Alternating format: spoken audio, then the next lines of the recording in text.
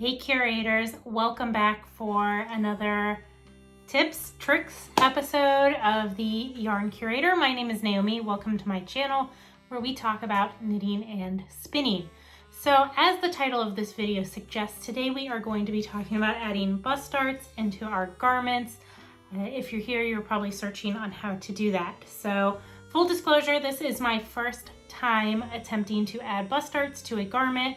However, I'm going to take you guys through the process that I used, and hopefully that will be helpful to you if you are thinking about adding bust darts for the first time yourself.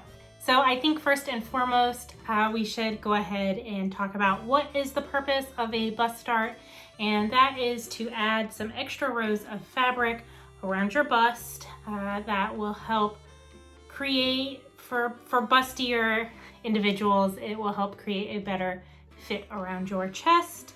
And what bust darts do is they actually add a series of length along the bust by using short rows. So you do short row shaping to create a little bit of extra fabric over the bust, and that helps keep the distance between over the bust compared to down the back. It helps equalize that difference if you're a little bit chestier.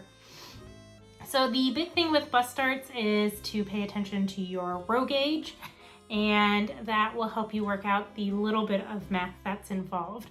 So I don't know if you guys are like me, but whenever I try something new, I try and read or watch whatever resources I can that are available online before endeavoring in the new project, and then I kind of cobble all of the information together and don't really follow one method following any rhyme or reason. So for me, I watched a video by Coco Knits here on YouTube, as well as a very in-depth Craftsy class and a few other videos here on YouTube.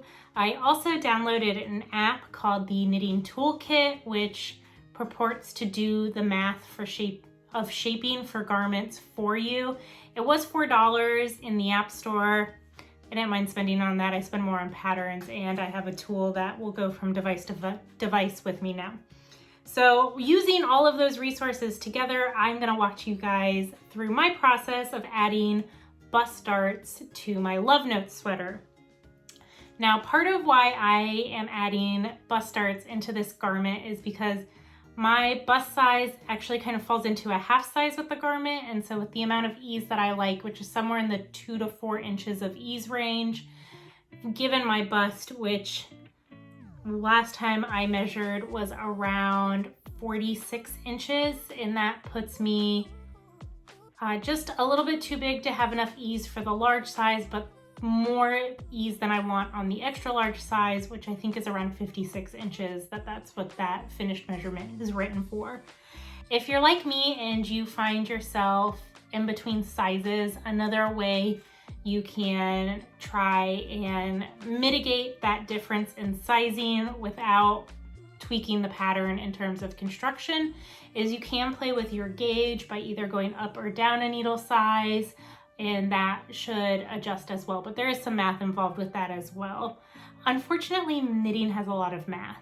I don't know why that exists, because I've done everything in my life to avoid math. So what I did for this is I have gone ahead and worked the pattern for the size large.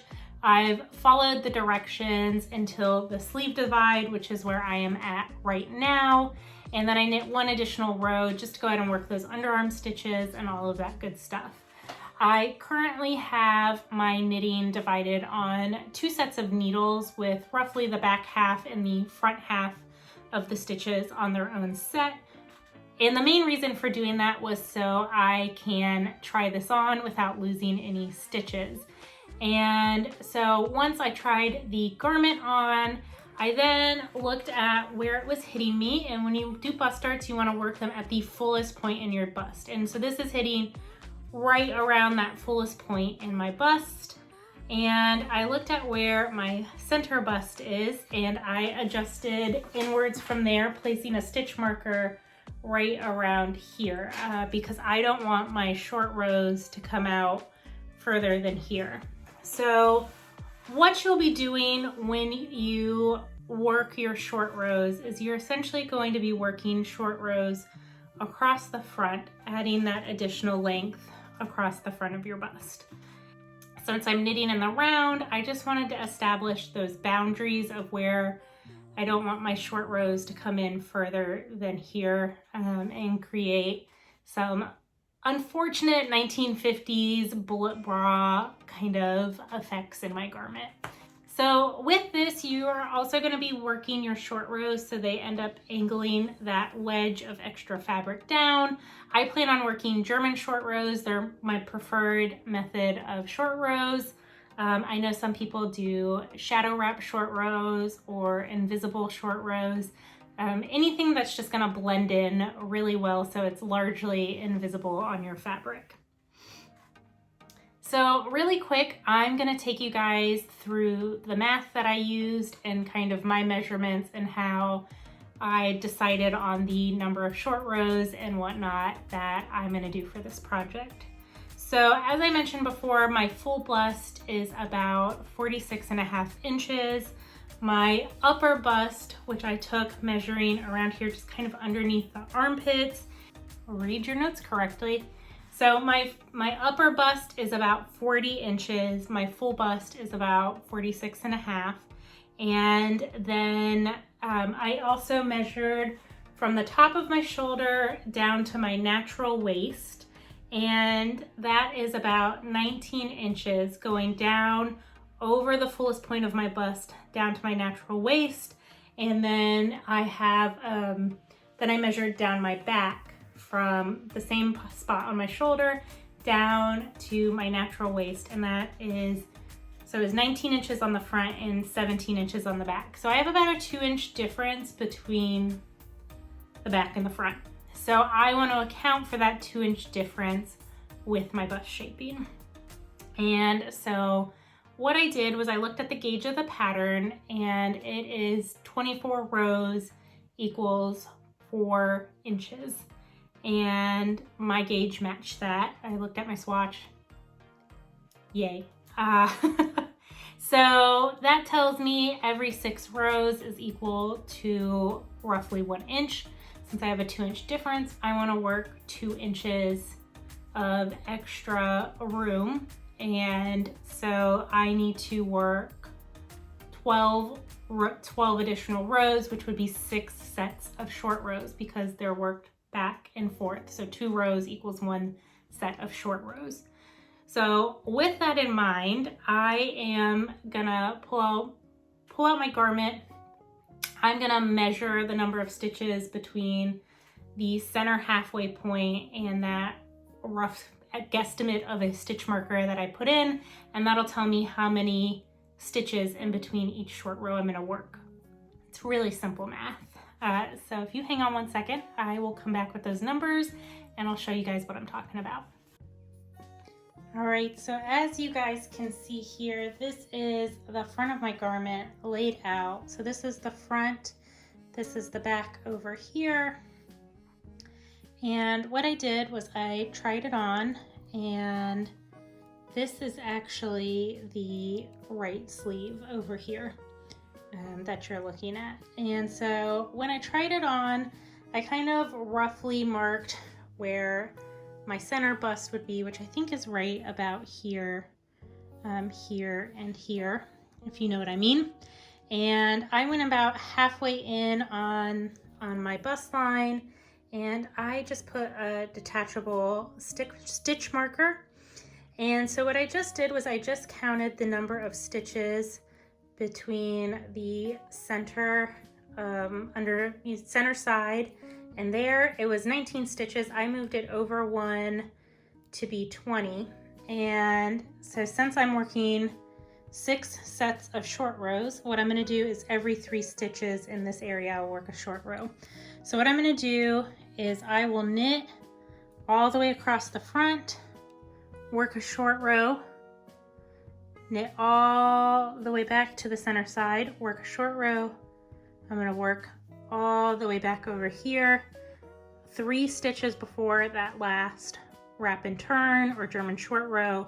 I will then work another German short row, back and forth, so on 6 times. So I will get started working on that, and I will catch you guys on the other side.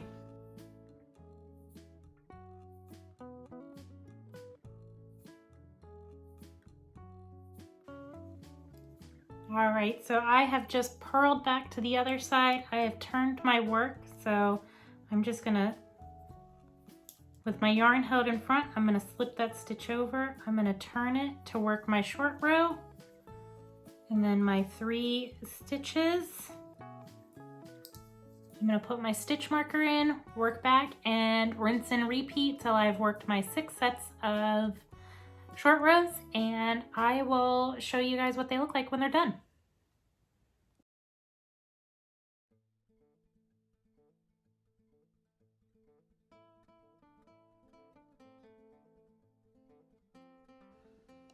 All right, you guys, so you can see right here where I have worked the short rows.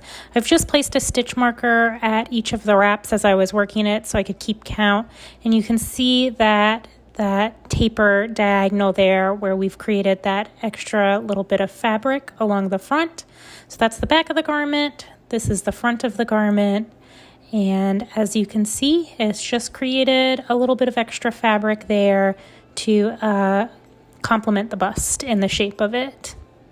So I'm just going to pick up the yarn and keep working around. What's up, curators? I hope you enjoyed watching that process. Here I am with my finished love note. I hope that was helpful for you. I know overall I am really pleased with the way this bust adjustment turned out in the end. As you can see, along here there is just the littlest bit of a line from where I worked those short rows. You can kind of see right there. So, and it just added about, like I said, about 2 inches of fabric that naturally mimics that extra little bit of fabric needed to go around the curves. I think the short rows, like I said, they kind of make a nice U shape around the bust. So it mimics the natural shape of the bust. And I think that gives a really nice fit on this garment.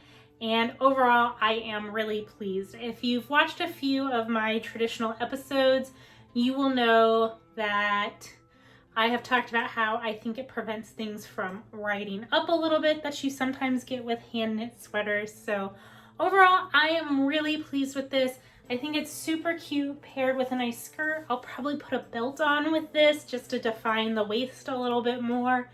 And yeah, I am really happy that I went ahead and experimented with a new way of creating shaping in my garments.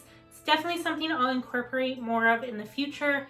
And in the future, I will definitely be trying out a vertical bust adjustment, which adds a little bit of width and length as well as you work that shaping in the bust area. So if you enjoyed today's episode, leave me a comment down below. Let me know if you've tried bust darts before.